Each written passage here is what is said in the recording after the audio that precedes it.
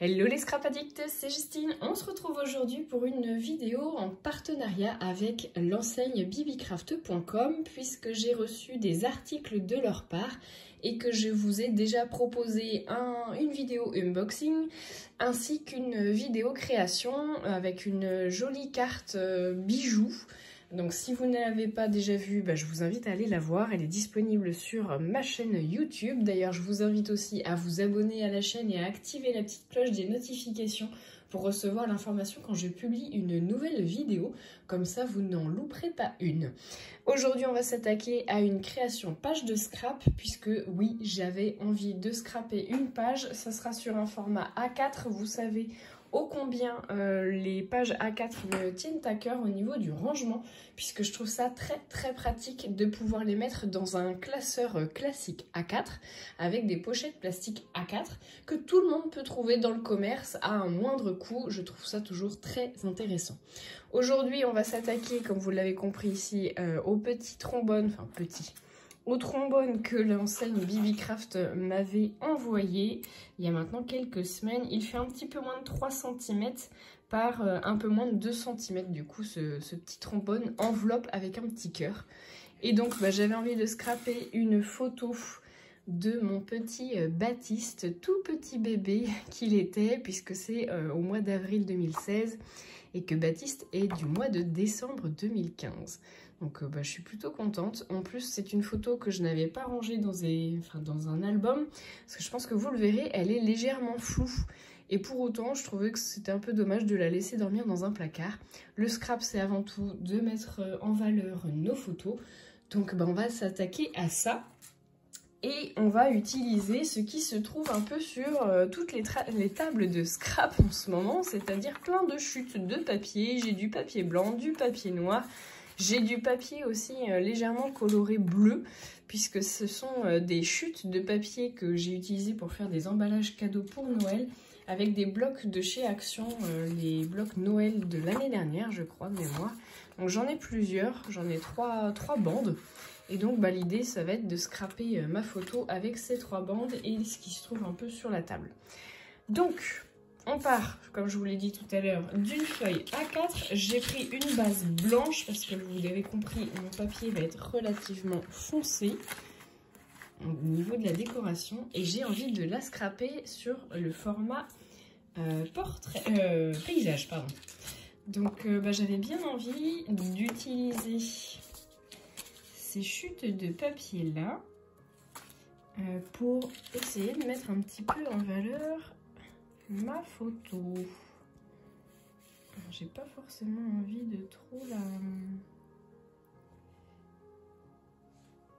Est-ce que je la centre? J'étais partie pour la centrer et je me pose la question maintenant si je la centre ou pas. Alors en sachant que je pense que je vais recouper un petit peu ça. Allez, je vous laisse en musique parce que je pense que je ne vais pas vous donner beaucoup plus d'explications que ce que vous verrez à l'écran.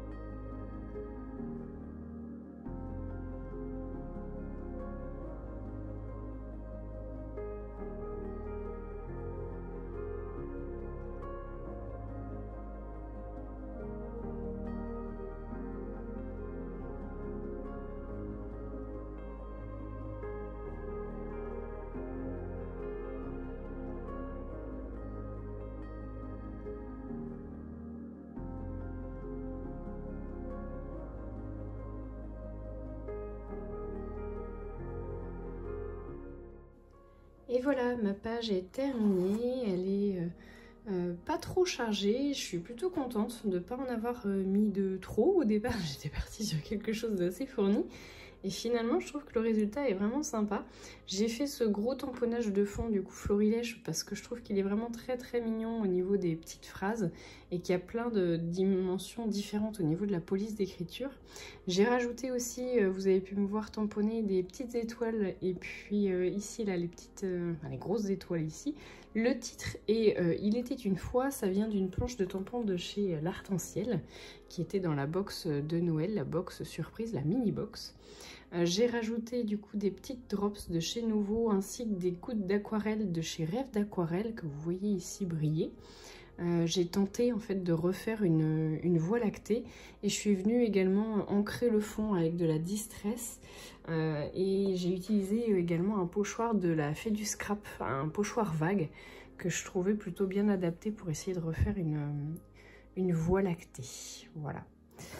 J'ai rajouté également la petite médaille, le fameux clip, paperclip, pardon, le trombone, voilà, je vais y arriver. Et j'ai rajouté donc la petite médaille que je suis venue frapper également avec les fers à frapper de chez BB-Craft, hein, que j'avais reçu et utilisé également dans la précédente création. Je me suis un petit peu améliorée, même si ce n'est pas encore ça, je manque un peu d'expérience.